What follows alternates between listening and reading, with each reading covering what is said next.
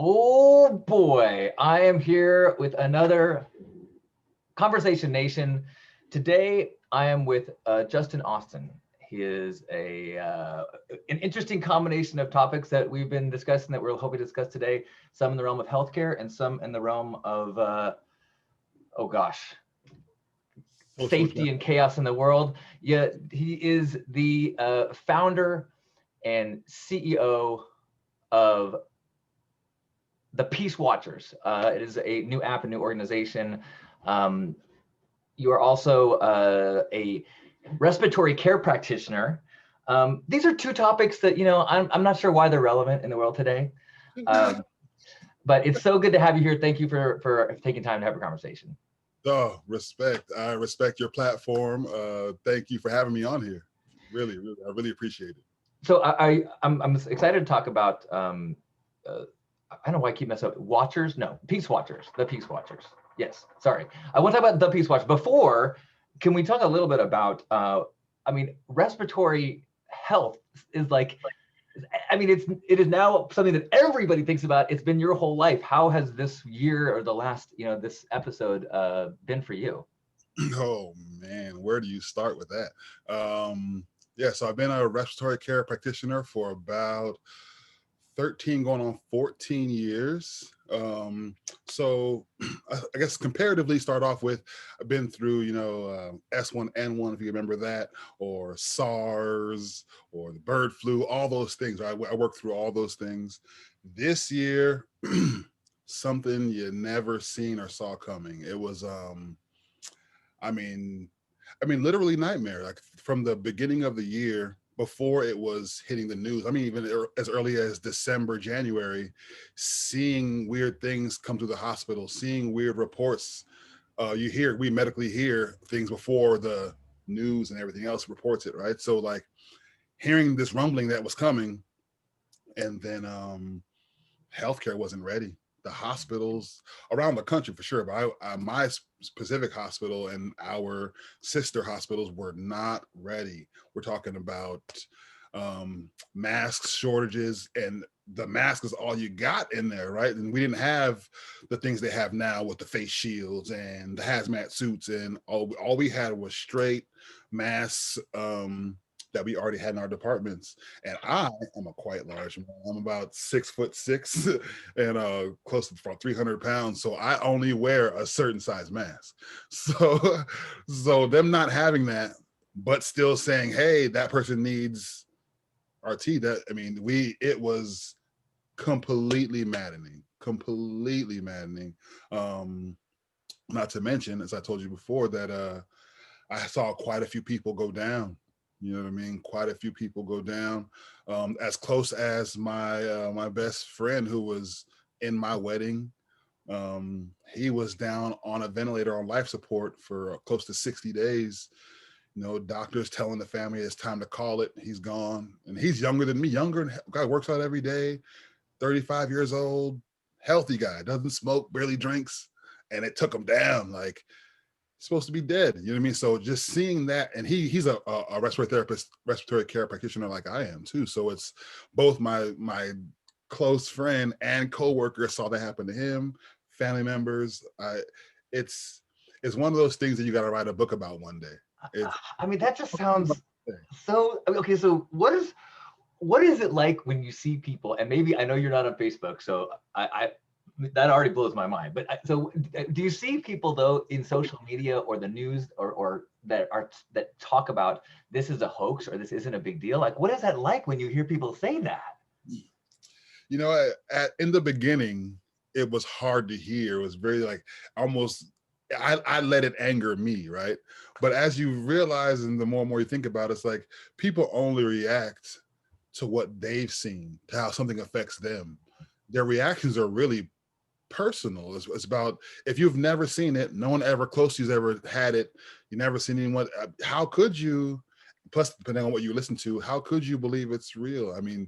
Not that that's any excuse, not that there's no excuse for not thinking it's real as you see the numbers, but to let myself off the hook of getting all having a reaction, you know what, that's how I have to look at it. They don't know, they've never seen it up close like I have, so how could they know?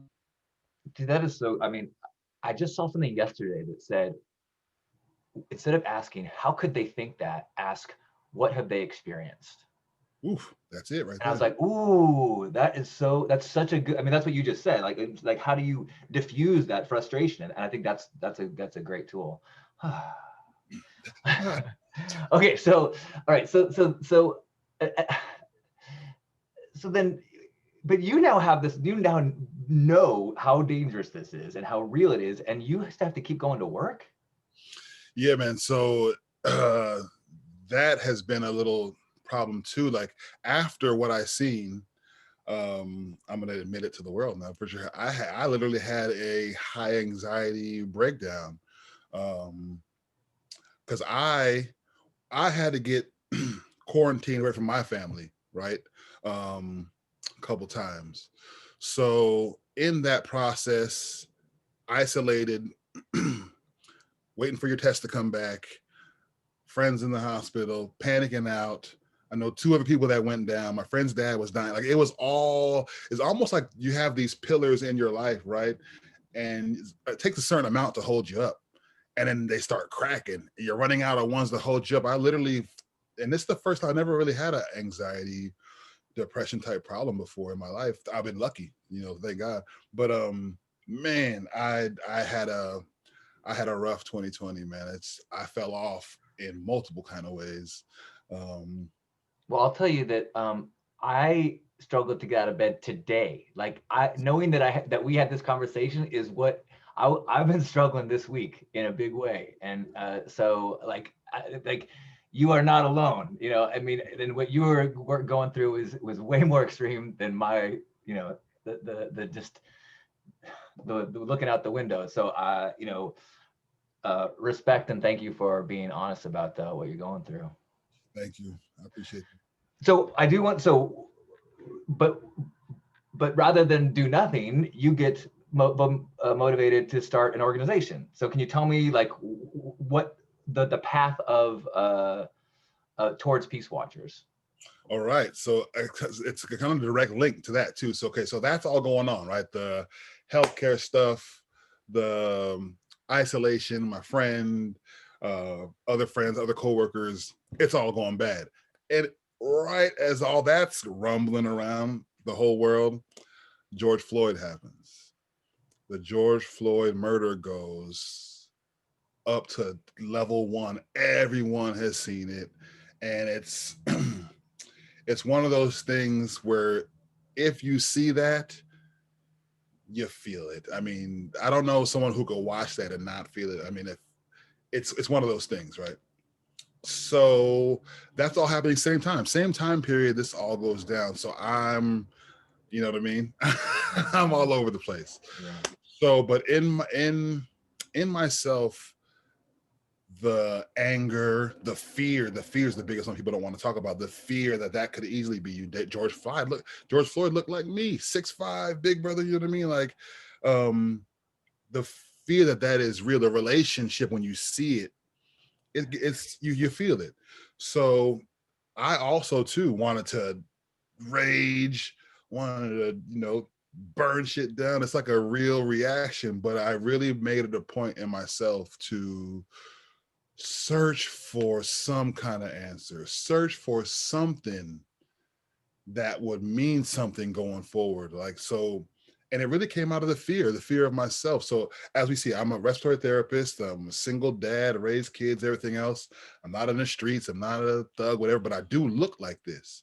So the realism that I could be stopped or have been stopped, and I feel like the officer sometimes gets nervous seeing me. They don't know my history, but I do look intimidating just off top. I have to admit that, right? So it's like there's a place in there where it's real fear, real anxiety for sure, like just that alone. So I created a small text thread with me, my brother, my dad, a few loved ones, like 11, 12 people of my closest friends, who I said, hey, if I get stopped, could I text this thread, and someone may be able to be in a real relative area where they can show up and just keep watch for me. And I'll do the same for you. If you get pulled over or stopped, I would show up and stand across the street and just keep watch for you, right? Just that alone would make me feel like, okay, you know, I got a text back, hey, my friend, my dad said he's down the street, he'll come, you know, whatever it is, right? And then one day, my wife says, Cynthia, you know her, my wife says, hey, why don't you make that an app so everyone could have that? So everyone could feel that. And I was like, dang it, lady, you're brilliant. So that's where it came out of. It was literally just wanting to find safety and calm and all the anxiety and all the fear and all the, you know, the back and forth. I don't want problems. My friends are all on some positive stuff. We don't want problems, but those problems, even though you don't want them, can find you. They can find you. They can, because we're not the only ones scared and anxious. The people pulling you over are. I understand that if I were to pull me over, I'd be like, oh, this guy looks pretty, you know what I mean? You got to admit it. Like I don't, when I'm not smiling, right? When I'm smiling, it's like, rah. But when I'm not, it's, ooh.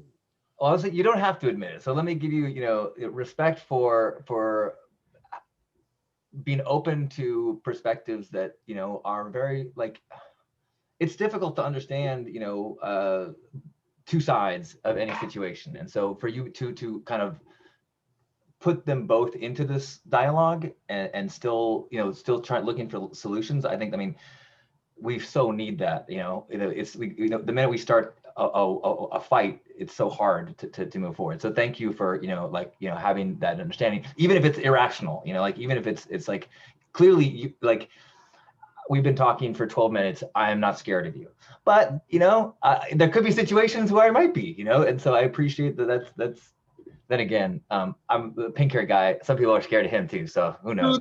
True. True. Well, it's perceptions all around, right? It's like, even people who know me, like if I turn the corner at the same time, you're like, nah, like, like, oh, it's Justin, it's you. Like, you know what I mean? It's like, all my life I've seen it, right? So I have the studying is going on for, you know what I mean? I'm almost 40. So it's like that I've seen it all my life, to where my reaction gets the first thing first. And then my words can bring them back down. Like, oh, okay, oh, he's nice, he's calm, he's got a big smile, he's, you know, whatever. But at first, when you first come in the room, they didn't expect you. Holy shit, like, you know what I mean? Like, it's one of those things. But it's both a gift, not a curse to me. It's a beautiful thing to me. I love that, and you know, it's something. So well, I want to come back, but just to go off topic a little bit, like, you know, so I've chosen to have pink hair, you know, and so electric pink too. Like, so I didn't do it today, so I'm covered it, but it is, you know, like, I have made the choice to affect people's first perception of me. You know, like, there are people that will, you know, judge me based on that, but it's something that I have chosen, you know, and I can put on a hat and I can fit it. Whereas that's not, I think about, like, it's sometimes like at this peak of like, what's that like?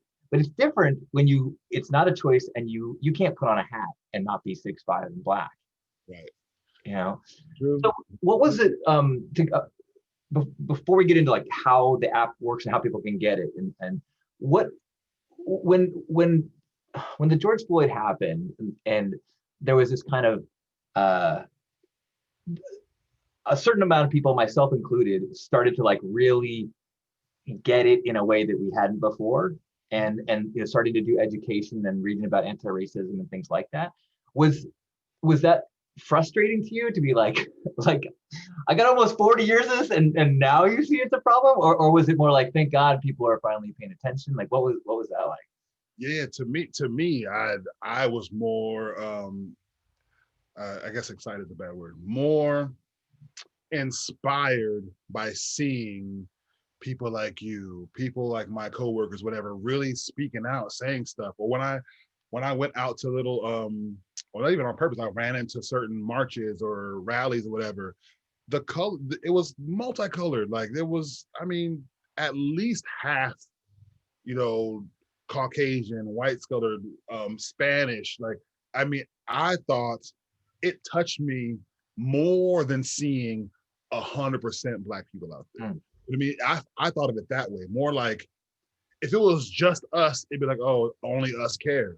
Yeah. But seeing people of all races, old, young, I had along with the old Spanish lady talk to me for 20 minutes at Target one day. Like she was just wanting to pour out like that. But I looked at it as a positive where if it was only us caring, it would hurt more. That would hurt me more if it was only us out there. But seeing everyone react, even across, I saw rallies in Europe, all on the internet.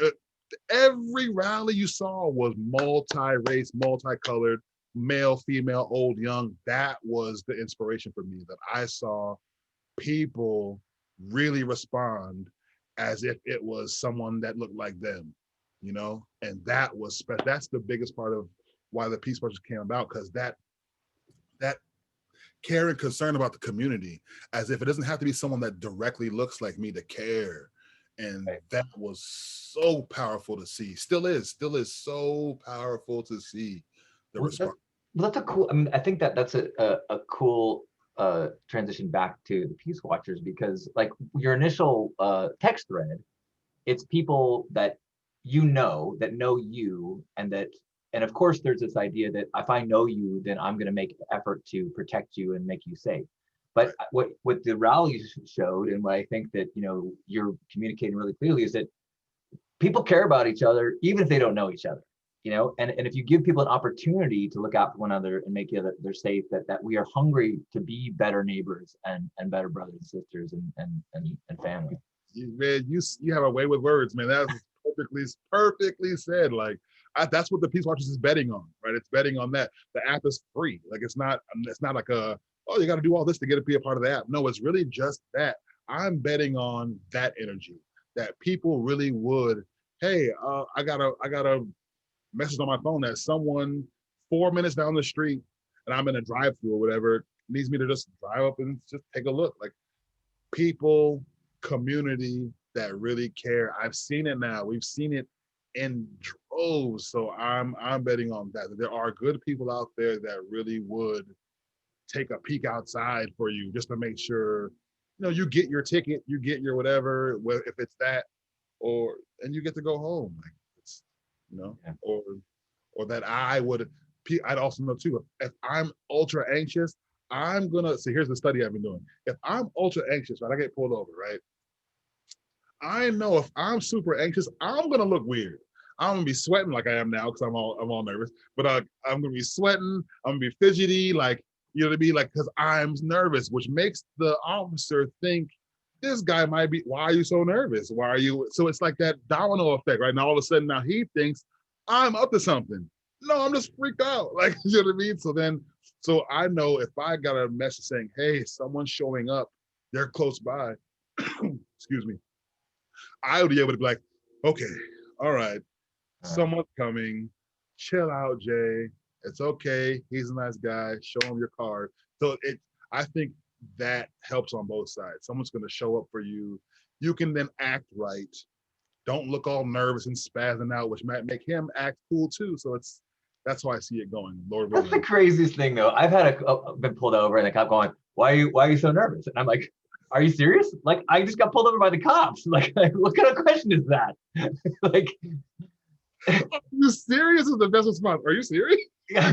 Like, I was honestly like, "Is this a trick question?" Like, no, who doesn't act this way when they get pulled over by the cops? I mean, and I got no reason to. You're just But what? Anyway. Yeah.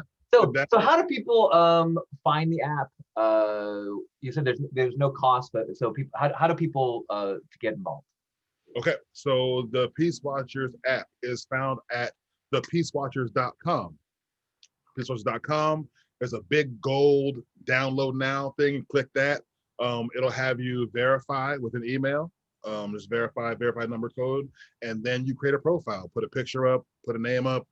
You can add your phone number, create a profile, and once you create a profile and have done your email verification, that's it. You can add it to your home screen for easy use also. But that's all. That's it. That's all. It's very straightforward. Thepeacewatchers.com. Click download, email verify, create a profile, and you are now on the Peace Watchers app. If someone is stopped, detained, or generally feel unsafe, that's a part too, where it's not just for stops and detains. If my daughter's in college, right? She's a senior in college. She has a class that gets out at 9:40. She has to walk across campus when campuses were open, cross campus to her apartment that late at night. The Peace Watchers app is for that too. If she feels followed by a group and just feels whatever, she can also drop her location in the app, and someone in your area will get an alert message, or anyone in the area that also has the app downloaded will get an alert message, who can then show up and peacefully keep watch so everyone goes home safe. And that's the basis of it. Just want someone to, oh, I got an alert message. That will then lead you to the location of the person. You tap that. You can give directions through the app and everything to where they're at, and you can show up, stand across the street, get your phone out, and whether it's a female being nervous and scared, I don't know, I'm in a bad spot. Someone like me getting detained, or anyone getting detained or stopped. Even this weekend, we had someone from, oh gosh, I don't want to misquote it. Someone from the gay community had left a request for help. They felt unsafe on a Facebook group. Someone in that Facebook group is a Peace Watcher, has a Peace Watchers app. They then related that request for help to us through the Peace Watcher app. So it's out there. It's starting to buzz. People know that we're here just for help and safety to keep watch. Not that we're going to come in there and rough somebody up. It's not that kind of thing. Right. It's just to numbers. There you go. Yeah. Watch. So just to clarify, you get it through your browser at the Peach Swap at the URL, not through the App Store. You get it through your browser. Right. And then I just want to read a couple comments that we got. Esta said, "Wonderful idea." And Jamie says, "Thank you so much for using your life to make the world a better place." Oh, thank you. I full disclosure, I have not done it. I don't have it yet. So I'm going to do it as soon as this is over. I will become a Peach Watcher. I love this idea. The reason why it rattled off my tongue is because I think about this often. I think people want to be better people. I think people are looking for opportunities to be more connected. And we get so many media stories and so many narratives that make us feel like we don't want to be taken advantage of. We want to be on guard. But whenever you're around other human beings, whenever you're actually in community or are talking to people, right, we're connected. It's just come down. Yeah. So I love that you made a tool to help those walls come down. Anything else that I should have asked you and forgot to? Oh, no, I don't think so. I mean, just for anyone out there that wants to support, we are in our first level. This is brand new, kind of like first version.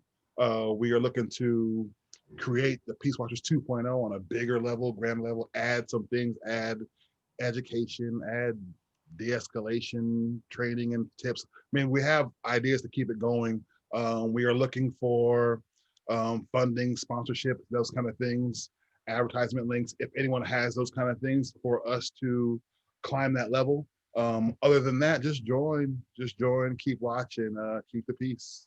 Thank you so much. Awesome. Okay, so give me the URL one more time. It's the Peace Watchers. I gotta put it in peacewatchers.com. Okay, peacewatchers.com. And then someone had a question that I'm not sure if this is something that you guys thought about.